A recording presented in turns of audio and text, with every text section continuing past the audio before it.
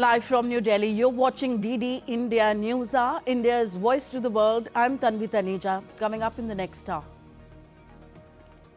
External Affairs Minister Dr. S. Jaishankar to attend the funeral of former Prime Minister of Bangladesh, Begum Khaleda Zia, in Dhaka to convey India's condolences. United States announces fresh sanctions related to Iran and Venezuela over drone and missile trade.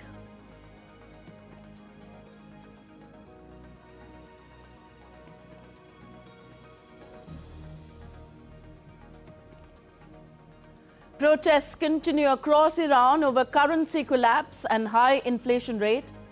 Government offers dialogue.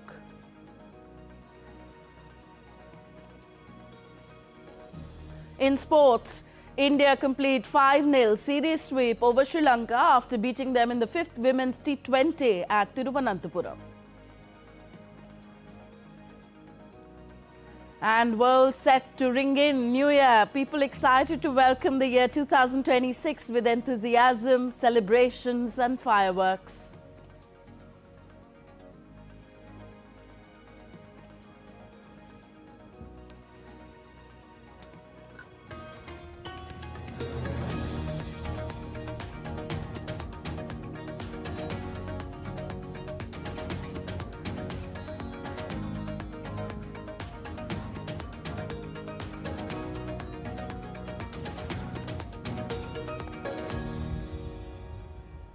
India's External Affairs Minister Dr. S. Jaishankar will attend the funeral of Bangladesh's first woman Prime Minister, Khaleda Zia, in Dhaka on Wednesday to convey India's condolences on her demise. Khaleda Zia's funeral prayers will be held at 2 p.m. today at the South Plaza of the Jatiya Sangsad Bhavan and Manik Mia Avenue in the capital. She'll be laid to rest beside her husband, former President Zia-ur-Rahman. Following her death, the Bangladesh government has declared 3 days of state mourning, with today being observed as a public holiday. The interim government said that the entire funeral process, from transferring her body from Evercare Hospital to the burial, will be carried out with full state honours. Global leaders expressed condolences following the death of Khaleda Zia, recalling her significant legacy in Bangladesh's political journey. Earlier, Prime Minister Narendra Modi said he was deeply saddened after learning about the passing of Khaleda Zia.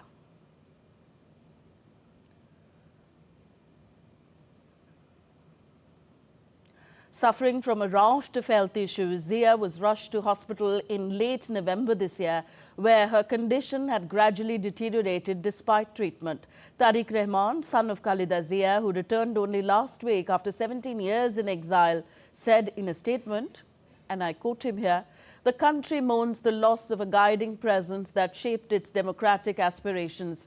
My mother endured repeated arrests, denial of medical care and relentless persecution, but never stopped sheltering her family with courage and compassion. Her resilience was unbreakable."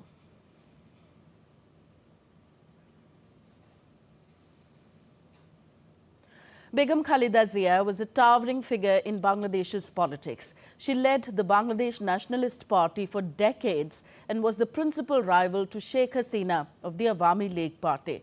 Her remarkable political journey from widowhood to the nation's highest office shaped modern Bangladesh. The next report traces her life and legacy. Khaleda Zia, Bangladesh's first woman prime minister and three-time leader, has died in Dhaka at the age of 80. Her death marks the end of a political era. For decades, she and her arch-rival Sheikh Hasina dominated the nation's politics. Supporters call her the mother of democracy for restoring parliamentary rule after years of military control. She was largely unfamiliar with the political world until she was seemingly dragged into it following the assassination of her husband, President Zia-ur-Rahman, a military strongman turned politician, in an abortive army coup in 1981. A year later, she joined the Bangladesh Nationalist Party, founded by her late husband, and became its chairperson within 2 years. After the 1982 military coup by the then Army Chief General H.M. Irshad, Zia initiated a movement for restoring democracy. In 1986, she boycotted a rigged presidential election, a move that helped boost her popularity. After the fall of the Irshad regime in December 1990, elections were held in Feb 1991, which the BNP won. Khaleda Zia became Bangladesh's first female prime minister and the second in the Muslim world after Pakistan's Benazir Bhutto. Her political life saw several ups and downs. The BNP briefly returned to power in 1996 and again in 2001. In 2006, Zia stepped down from office, handing over power to a caretaker administration. In September 2007, she was arrested on what her party claimed were baseless charges of corruption. In 2018, she was sentenced to 5 years in jail in a Zia Orphanage Trust case and later received a 7-year sentence in the Zia Charitable Trust case. In 2024, a day after Sheikh Hasina was ousted from power, Zia was granted a presidential pardon and released. The following day, she returned to politics with a massive rally, breathing new life into the BNP despite her ailing health. Her son, Tariq Rahman, who's currently BNP's acting chairman, recently returned home after living in London in self-exile since 2008. Zia was born on 15th August 1946 to Tayyaba and Iskandar Muzumdar in Dinajpur district in undivided India. Her father migrated from Jalpaiguri, where the family ran a tea business, to what was East Pakistan after the partition.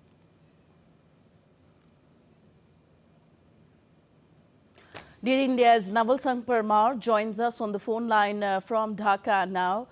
Naval Sangh, as Bangladesh mourns the death of its first woman Prime Minister Khaleda Zia, tell us more about the state funeral today. Has security been tightened for the state funeral? Tell us who all are expected to attend.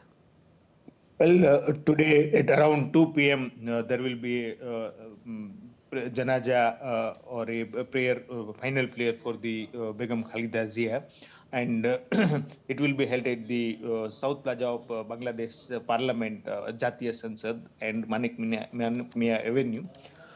Before that, her body will be transported from Evercare Hospital to the venue site.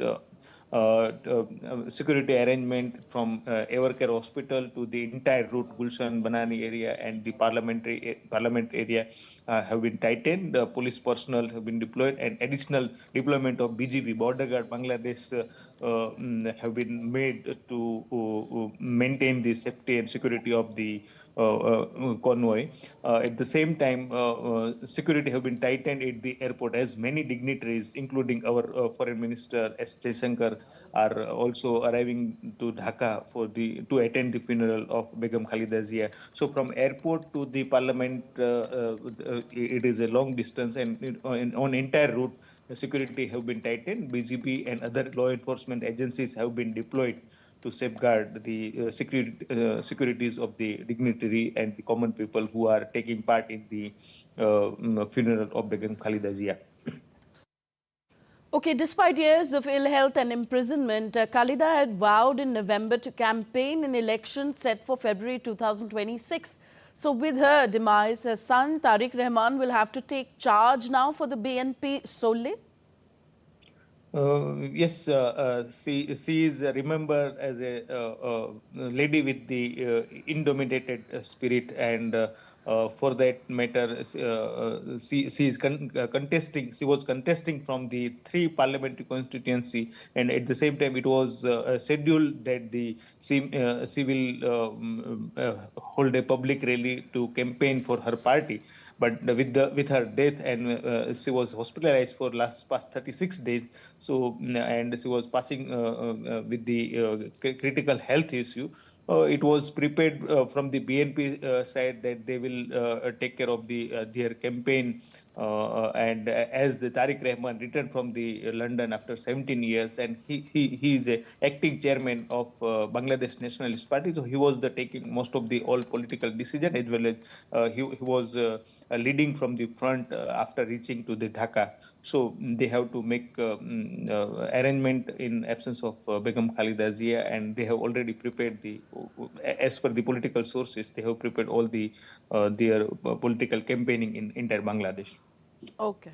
Okay, thank you very much, Naval Singh Parmar, for those details coming in from Dhaka.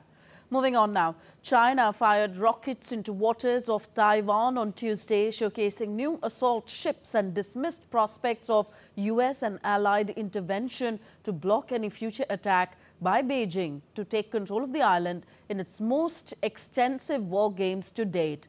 As part of the drills rehearsing a blockade, China's Eastern Theater Command conducted 10 hours of live fire exercises, launching rockets into waters to the north and south of the democratically governed island. Chinese naval and air force units also simulated strikes on maritime and aerial targets and carried out anti-submarine drills around the island. Named Justice Mission 2025, the drills began 11 days after the US announced a record $11.1 billion arms package to Taiwan, drawing the Chinese Defense Ministry's ire and warnings that the military would take forceful measures in response. The world is also reacting to China's ongoing war games around Taiwan. Germany stressed that the stability of the Taiwan Strait is crucial for international security and prosperity. Any change to Taiwan's status quo must be peaceful and mutually agreed upon. France reiterated its commitment to peace and stability in the Taiwan Strait, which is essential to global security and prosperity. While the leaders of the US House of Representatives Select Committee on China said that the drills are intended to intimidate Taiwan and other democracies in the region and to undermine peace and stability across the Indo-Pacific. The United Arab Emirates, UAE, pulling its remaining forces out of Yemen after Saudi Arabia backed a call for the UAE forces to leave within 24 hours, deepens a crisis between the two Gulf powers and oil producers. Hours earlier, Saudi-led coalition forces had attacked the southern Yemeni port of Mukalla. The airstrike on what Riyadh said was a UAE-linked weapons shipment was the most significant escalation to date in a widening rift between the two Gulf monarchies.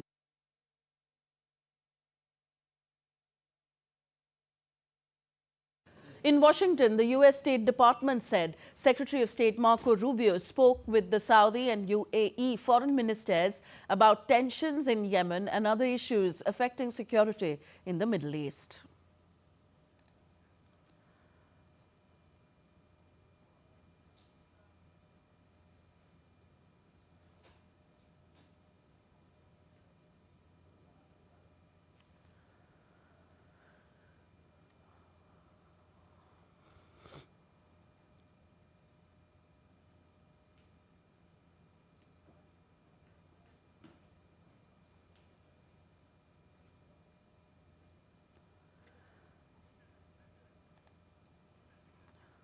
Still to come on DD India Newshour. Guatemala ends 2025 with 55,000 nationals deported, marking a 23% decrease from 2024.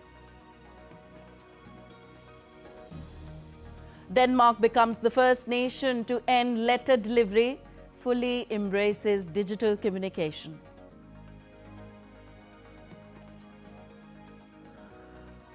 A stunning Germany bank heist as thieves steal cash, gold and jewelry from the Gelsenkirchen branch.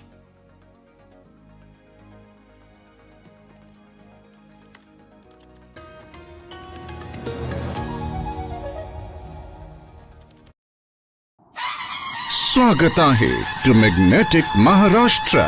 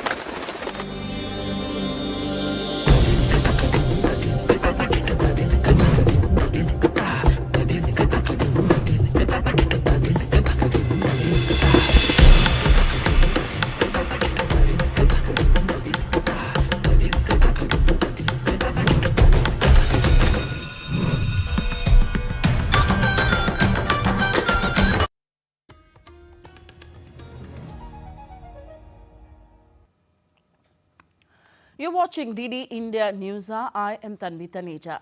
The Trump administration on Tuesday announced sanctions against Iran and Venezuela, targeting companies that have been involved in the production and sale of drones. The U.S. Treasury Department took aim at 10 individuals and entities based in Venezuela and Iran over issues including purchases of Iranian-designed drones. The administration is also sanctioning 3 Iran-based individuals in connection with efforts to acquire chemicals for ballistic missiles, as well as the 2 companies and 3 people in Iran with connections to Iran's UAV and aerospace program.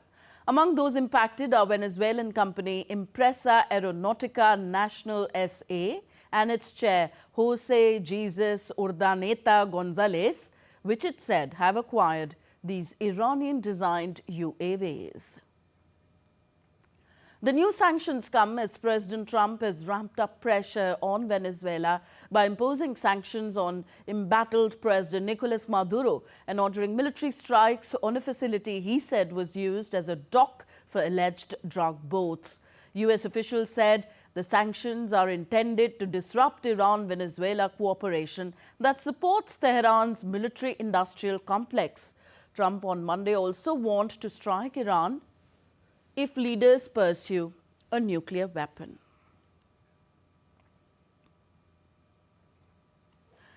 And DD India's Akhilesh Suman gives us more perspective here from New Delhi. Akhilesh, so how are these U.S. sanctions intended to disrupt Iran-Venezuela cooperation overall? You know, US has a problem with everyone who wants to cooperate against itself. So in that way, you know, US and Iran cooperation, Venezuela and Iran cooperation is really a problem for US because US is, pressurizing Maduro to leave the post of president, to leave Venezuela itself. Maduro is trying hard to consolidate his power and capacity in Venezuela. On the other hand, you know, Iran is being accused by Israel that it is again trying to, work on nuclear, enrichment. In that situation, you know, that US thinks that Iran-Venezuela cooperation will help each other in the way that they can get finances for that, and they can also get chemicals and required materials for that. And because, US understand itself that, any problem in the Middle East will be the problem for US itself. And also it has an idea that, in Venezuela, see, US has some other plans. US,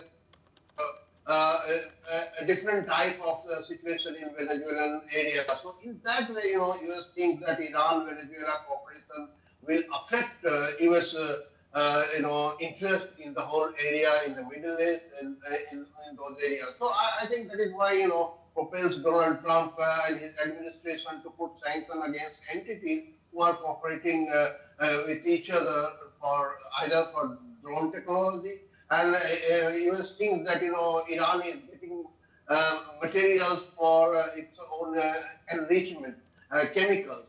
And also, because it is selling drones, then it will also get some finances for those activities. So that is why I think US has put sanctions, the Treasury Department has put sanctions against the entities who are involved in drone trade between Iran and Venezuela. Okay, has there been a reaction from Venezuela or Iran on these latest sanctions? Actually, I think till now there has been no reaction from both the countries about sanctions. But I hope that within coming hours, reactions will come because Iran always reacts the US sanctions. Iran always reacts whatever US tells against Iran. So in that way, I am waiting because 3 days earlier, when Netanyahu and Donald Trump meet. And when Trump said that they will put much pressure against Iran, Iran reaction came, and Iran said that we don't need permission from any other country to do whatever we want to do. So in that way, I think against these sanctions also Iran will come swiftly with the reaction. Venezuela is a different case. Venezuela reacts, but Venezuela always gives a guarded reaction because Venezuela has always been trying that there should be some negotiated settlement between US and Venezuela, though US still now has not obliged Venezuela in any way. But we hope that in coming hours some reaction will come from Iran at least, and from Venezuela surely Venezuela will also react somehow or other. Yeah, there will be reactions from the regional partners of Venezuela as well. Let's see how the story pans out. Thank you very much, Akhilesh Suman, for reporting on the story. Iranian students, meanwhile, staged street protests in Tehran on Tuesday, a day after the capital's shopkeepers demonstrated against economic hardship. According to a news agency associated with Iran's labor movement, protests erupted at 10 universities across the country, including 7 in Tehran. Protests also broke out at the Technology University in the central city of Isfahan and institutions in the city of Yazd and Janjan. On Tuesday, security forces and riot police were deployed at major intersections in Tehran and around some universities, while some of the shops closed the previous day in the capital's center had reopened. President Masoud Pezeshkian met Tuesday with labor leaders and made proposals to tackle the economic crisis. Earlier on Monday, the government announced the replacement of the central bank governor with former economy and finance minister A. Hemati. Guatemala will conclude the year 2025 with around 55,000 nationals deported from the US and Mexico, a 23% drop from the 76,000 deported in 2024 as the final deportation flights of the year landed. According to Mazareguas, spokesperson of the Guatemalan Migration Institute, approximately 48,000 were sent by the US, while the rest came from Mexico. Deportees disembarked to complete registration procedures and collect their personal belongings at the Returnee Reception Center in Guatemala City. Since taking office on January 20th, President Donald Trump has stepped up the number of migrants the U.S. deports to Latin America, including using military planes for repatriation flights.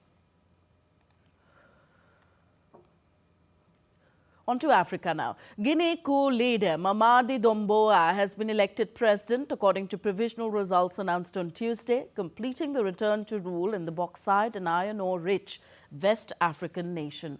The provisional results showed Doumbouya winning 86.7% of the December 28th vote, an absolute majority that allows him to avoid a runoff. The Supreme Court has 8 days to validate the results in the event of any challenge. The former Special Forces commander seized power in 2021, toppling the then President Alpha Condé, who has been in office since 2010. It was one in a series of 9 coups that have reshaped politics in West and Central Africa since 2020. Denmark's state-run postal service, PostNord, delivered its final letter on Tuesday, bringing an end to more than 400 years of traditional mail delivery as the country fully embraces digital communication. With this move, Denmark becomes the first country in the world to officially decide that physical letter delivery is no longer essential or economically sustainable in the digital age. The decision reflects a sharp and long-term decline in letter usage. A similar trend has been seen elsewhere in the world, including in the United States, where U.S. Postal Service delivered about half as much mail in 2024 compared to 2006. PostNord, however, will continue operating its parcel delivery services, which remain in high demand due to the growth of online shopping.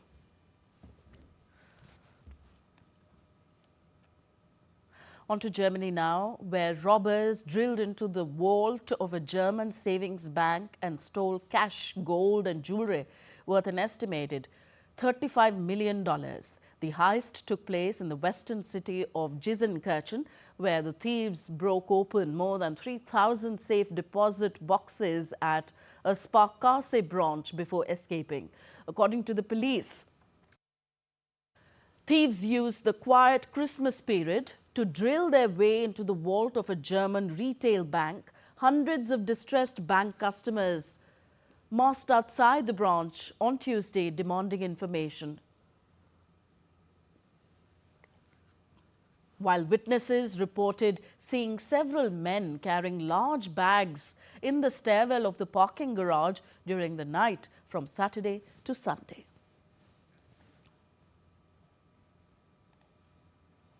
Humanity has already endured 2 catastrophic world wars, yet in 2025, conflict remained a dominant aspect of geopolitics.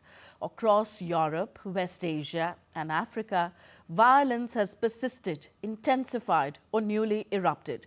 This year witnessed sustained fighting in Ukraine, brutal wars in Sudan and Myanmar, and a military confrontation between India and Pakistan. West Asia and Africa turned into the most turbulence-stricken regions. As the year 2025 concludes, international relations appear more strained than ever, frayed by violence, diplomatic friction, and shifting global power equations.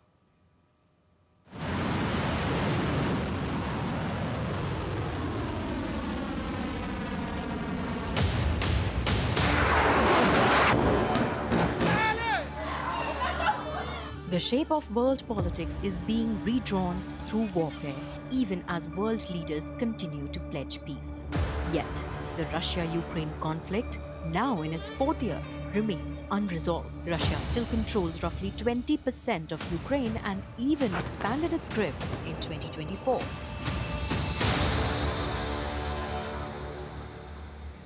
Renewed US-Russia talks, including a Trump-Putin summit in Alaska, raised hopes for a breakthrough, but none came.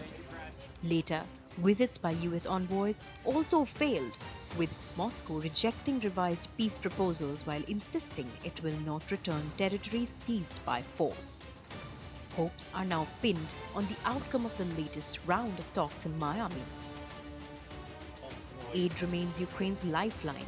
Trump repeatedly criticized Europe for contributing less than the US and urged NATO allies to buy American weapons for Kyiv. European leaders, meanwhile, explored tapping frozen Russian assets to fund Ukraine's defense. Tensions spiked sharply between the US and Venezuela. President Trump vowed to dismantle drug cartels and tighten control over Venezuelan oil exports. The US blocked sanctioned tankers and sent troops and warships to the region. Caracas is trying to push back with defiant rhetoric, while China and Russia warned the standoff could escalate dangerously. The Israel-Hamas conflict remained volatile, with heavy fighting and severe humanitarian suffering. In October, Trump announced a renewed ceasefire under a plan to disarm Hamas and rebuild Gaza. Previous ceasefires had collapsed over hostage disputes. By year's end, the fighting had largely paused, but Gaza's future remained uncertain. Tensions between Israel and Iran flared into open conflict. Israel struck Iranian military and nuclear sites, and Iran retaliated with missiles and drones. The US sent additional forces to the region, raising fears of a wider conflict. Washington avoided direct strikes on Iran's leadership, but regional tensions reached their highest point in years. A year after Assad's fall, Syria remained fragile under interim leader Ahmad al-Shara. Sectarian violence displaced tens of thousands, while US strikes targeted Islamic State cells, underscoring the ongoing security vacuum. Power shifted in Yemen. Israeli strikes killed senior Houthi leaders, while the Southern Transitional Council expanded control across much of the south. Analysts warn that the country's fragmentation could prolong the conflict and worsen the already dire humanitarian crisis. In the Caucasus, there was rare progress. In August, Armenia and Azerbaijan met at the White House and announced a peace deal covering border demarcation and economic cooperation, a major breakthrough after nearly 4 decades of conflict. South Asia witnessed its own flashpoint after a deadly terror attack in Pahalgam, India launched Operation Sindoor, targeting terror infrastructure across the line of control. Diplomatic ties with Pakistan were downgraded, treaties suspended, and travel halted. A cessation of hostilities was achieved through direct military communication, averting a wider conflict. Meanwhile, Pakistan's relations with Afghanistan deteriorated sharply. Pakistani airstrikes against militants inside Afghanistan triggered Taliban retaliation along the border. Civilian casualties rose, ceasefires collapsed, and mediation efforts failed, leaving tensions dangerously high. Bangladesh is facing its most severe crisis in more than 10 years. The anticipated February polls are expected to ease tensions for political parties and the general public alike, following months of uncertainty that have strained governance and the economy and fueled concerns about the nation's future.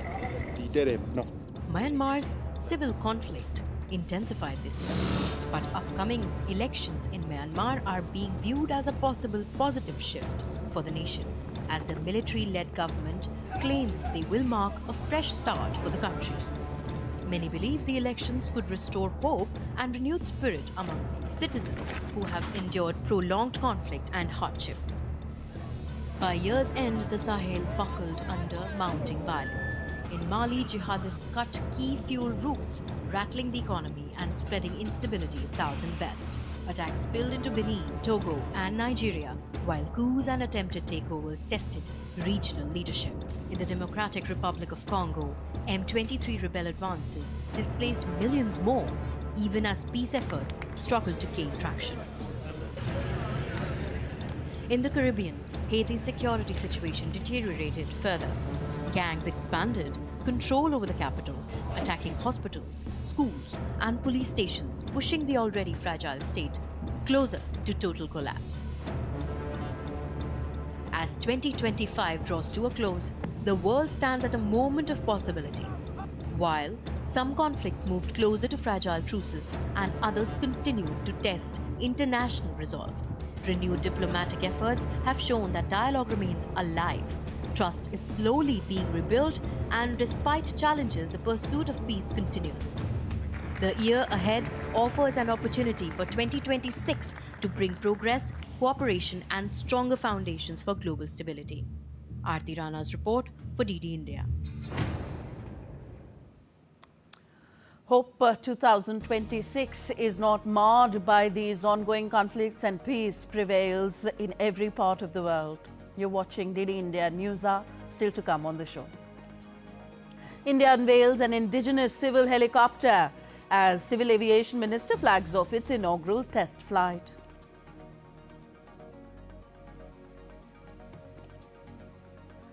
India's Election Commission revises schedule for special intensive revision exercise in Uttar Pradesh.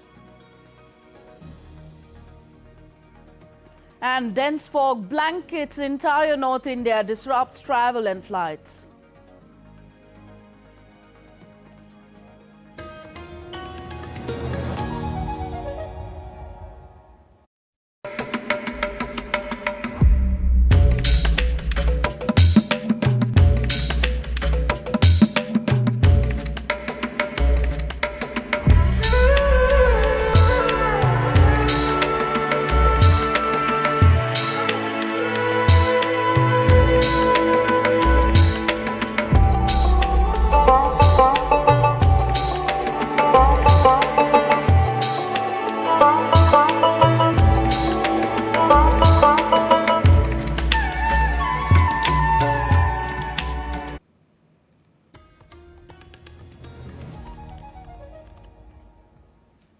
You're watching DD India Newshour. I am Tanvi Taneja.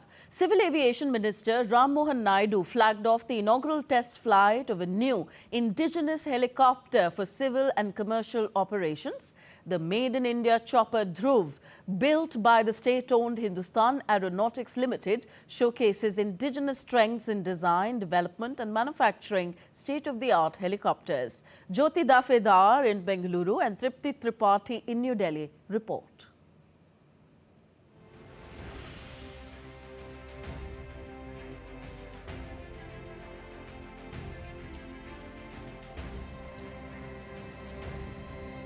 taking a historic leap in India's rotowing aviation sector, Civil Aviation Minister Ram Mohan Naidu inaugurated the Advanced Light Helicopter Next Generation, popularly known as Dhruv-NG. The Dhruv-NG is a 5.5-ton light twin engine multi-role helicopter designed to meet the demanding operational needs of India's diverse and challenging terrain. The launch marks a major milestone for Hindustan Aeronautics Limited as it strengthens its presence in the civil aviation segment. It's a proud moment for us that Dhruv is a transformative step in India's capability to design, develop and manufacture a helicopter for commercial operations. Under the leadership of our Honorable Prime Minister Shri Narendra Modi ji, we have transitioned from import dependency to indigenous reliability. With the Dhruv-NG, we are proving that Made in India is not just a slogan, but it is a seal of global quality. The civil variant of the ALH Mark III Dhruv-NG is powered by indigenous Shakti engines and features a modern civil certified glass cockpit. Positioned as a cost-effective and high-performance alternative to imported helicopters, it comes with HAL's one-stop solution covering manufacturing, maintenance and upgrades. From the vision that our Honorable Prime Minister has created for this country of making aviation an inclusive sector, to make it reach to the most commonest man in the country. His vision was that civil aviation should no longer be for the elite or the luxurious or a certain sector of the people. It has to be available for all people in the country. And through that, in the last 11 years, we have created multiple infrastructure, multiple airports, we have advanced our technologies, we have done various activities around civil aviation, and we have seen India become the third largest domestic aviation market in the world. Safety and reliability have been central to its design. The helicopter can accommodate 9 to 14 passengers with a maximum cruise speed of 250 km per hour. Its versatility makes it ideal for emergency medical services, offshore operations, search and rescue missions, disaster relief and connectivity to remote regions under schemes like UDAN. With Dhruv Next Generation, we are firmly strengthening HAL's presence in the civil aviation sector.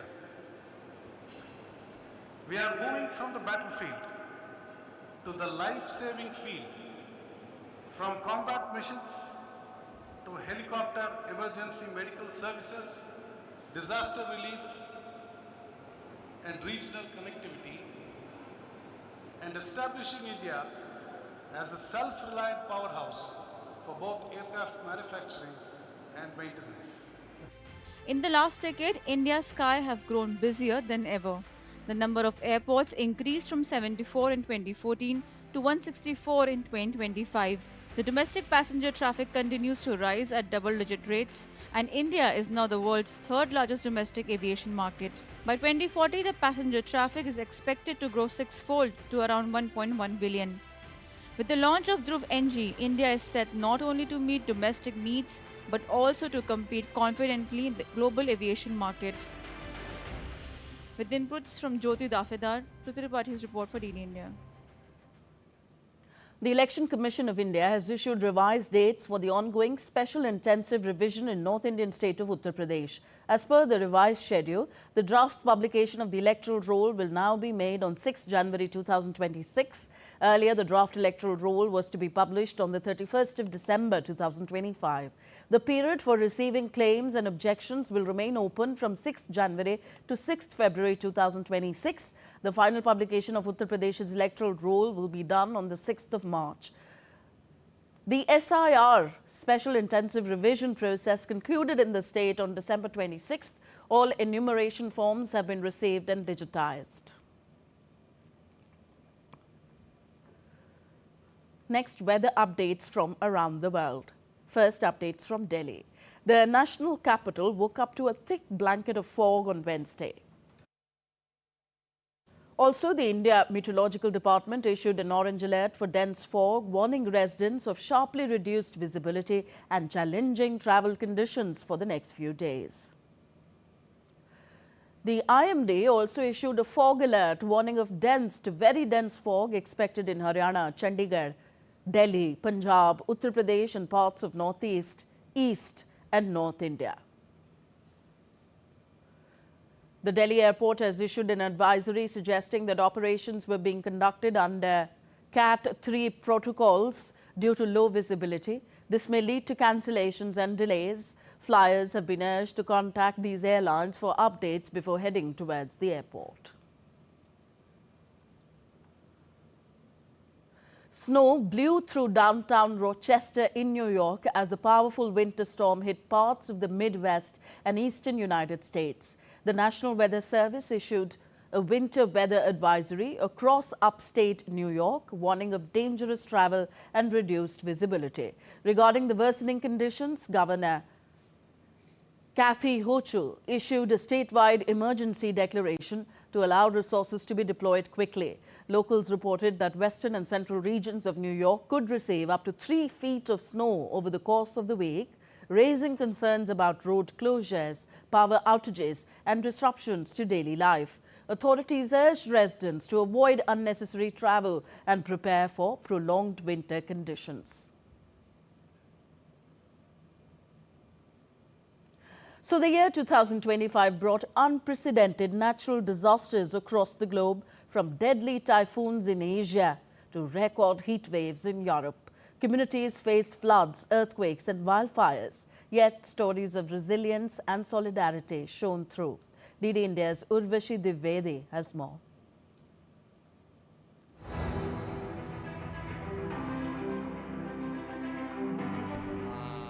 In 2025, the world faced the immense power of nature.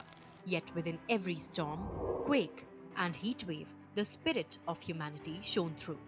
Communities braved adversity, neighbors supported one another, and relief workers acted with courage. A reminder that resilience is as vital as the challenges we face. The Philippines faced Typhoon Matmo in early October, leading to large-scale evacuations, followed by Typhoon Kalmegi in southern Leyte region, the deadliest disaster of the year there. Super Typhoon Fang Wong struck Aurora province with winds of 185 kilometers per hour. Its rain bans flooding over 1,000 homes in Taiwan.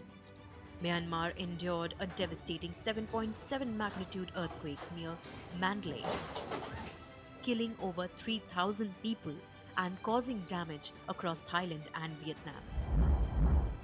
Sri Lanka faced Cyclone Ditwa along its eastern coast, resulting in hundreds of fatalities. And later, Cyclone Senyar struck northern Sumatra region, Indonesia, causing landslides and over 400 casualties. Across Pakistan, floods affected nearly 7 million people, triggering massive rescue and relief operations. Powerful 8.8 magnitude earthquake shook Russia's Kamchatka Peninsula. The tremor triggered tsunami warnings across Japan. The alert tested preparedness and highlighted the resilience of communities in Japan and the wider East Asian region. In West Asia, wildfires raced through Syria's countryside, threatening villages and farmland. In Iran, flames reached the Hyrcanian forests, a UNESCO World Heritage Site. Ancient ecosystems, once protected by climate stability, now faced destruction. Along the Indian Ocean, storms began to form earlier and travel farther than expected. Cyclone Dikledi gathered strength over warm waters, pushing heavy rain and violent winds toward eastern Africa. Madagascar faced tropical cyclone Honde, displacing tens of thousands and destroying thousands of homes. Severe floods hit Tanzania and Nigeria, with Mokwa, Niger recording hundreds of fatalities, while communities mobilized to provide shelters, medical aid and reconstruction. While Ethiopia experienced about 50 earthquakes along the Afar Oromia Rift, recording magnitudes between 4.2 and 5.8, Haile Guppy volcano erupted in Ethiopia for the first time in 10,000 years, spewing ash that disrupted air travel far beyond Africa. Europe experienced its warmest June on record, with heat waves claiming at least 16,500 lives by mid-September. Heat domes and record-high Mediterranean sea temperatures drove peaks over 46 degrees Celsius in Spain and Portugal. Iceland's Reykjanes Peninsula also erupted with the Sundnukur volcano, sending plumes of ash into the sky, prompting evacuations. In the United States, March tornado outbreaks swept across the Mississippi Valley, including an enchanted Fujita Scale 5 tornado in North Dakota, the first such classification in 12 years, causing fatalities and widespread damage. In January, California faced twin wildfires in Los Angeles suburbs, destroying over 16,000 structures and displacing 41,000 people.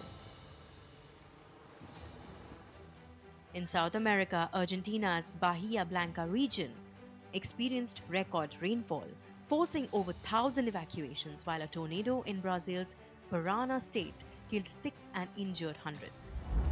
Across continents, 2025 tested the limits of nature and humanity alike.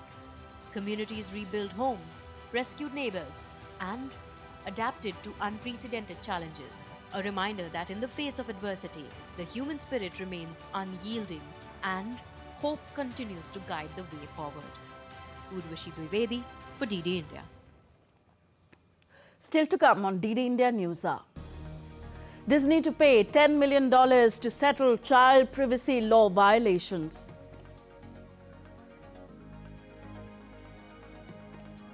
Norway's Magnus Carlsen wins 20th World Chess title, clinches Blitz crown in Doha. As the world prepares to welcome 2026 with celebrations and fireworks, a look at the major moments that defined 2025.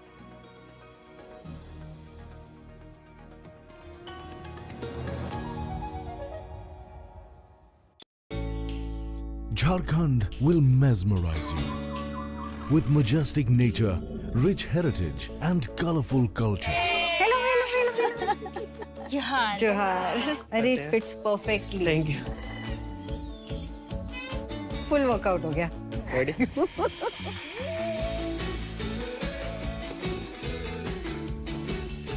Postcards from Jharkhand on National Geographic. Thank you for staying with us on DD India Newshour. I am Tanvi Taneja. Walt Disney has agreed to pay a $10 million civil penalty as part of a settlement to resolve allegations that it violated child privacy laws in some videos uploaded on YouTube.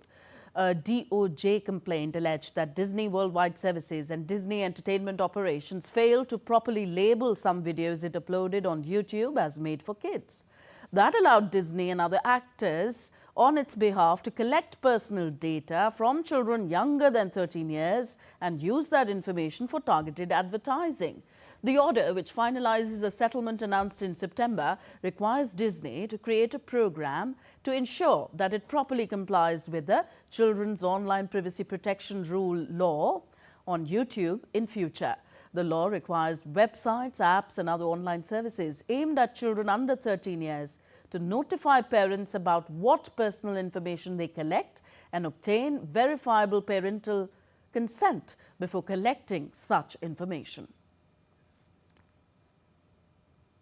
On to sports news now. India clinched a 5-0 whitewash over Sri Lanka in the Women's T20 series, winning the final match as well in Thiruvananthapuram by 15 runs. Harmanpreet Kaur's fluent 68-run knock and Arundhati Reddy hitting a powered horse to 175 for 7. Sri Lanka's chase faltered after captain Chamaria Tapattu fell early, though Inmisha Dulani's 50 and Hasini Pereira's 65 kept them in contention. With the required run rate climbing above 11, India's disciplined bowling attack led by Reddy and Amanjot Kaur restricted the visitors to 160 for the loss of 7 wickets. The sweep, in a way, showcased India's batting depth and bowling consistency, providing ideal momentum ahead of the T20 World Cup slated in England next June.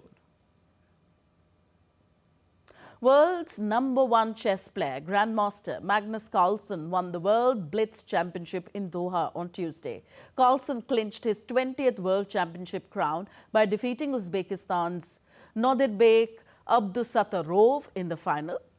The Norwegian star lost the first game of the match but responded strongly to win the second game and then sealed the title with a crucial victory with the Black Pieces in Game 4.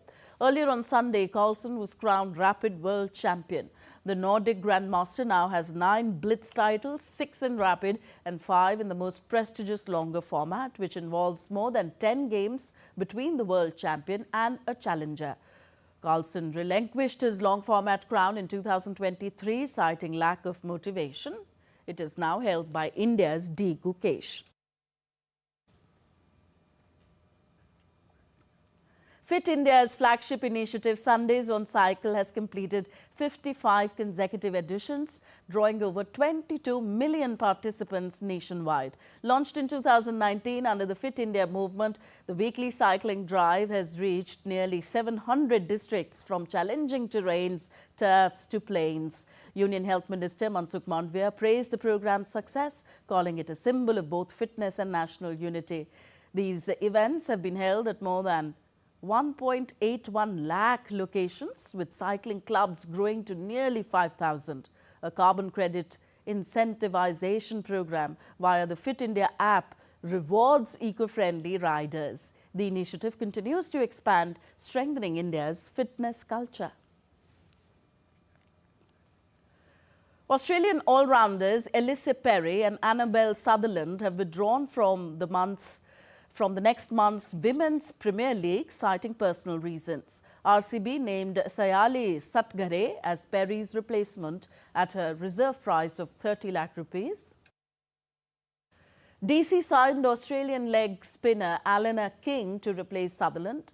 King, who played for UP Warriors last season, has 27 T20 wickets and joins DC at 60 lakh rupees. UP Warriors replaced Tara Norris with Charlie Knott.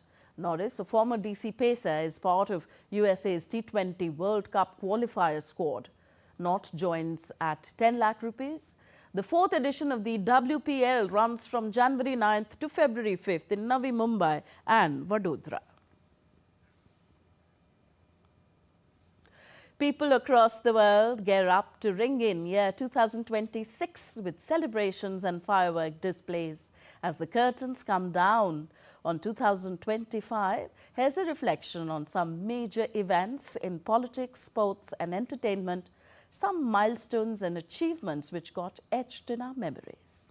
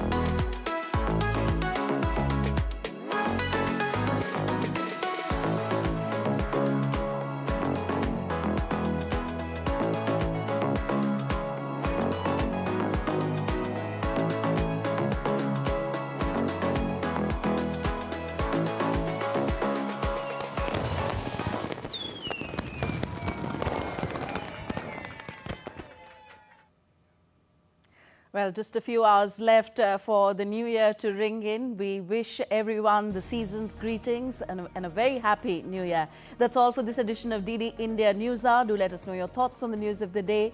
Connect with us on our different social media handles at DD India Live. And you can also download our DD India mobile app for quick news and updates on the go.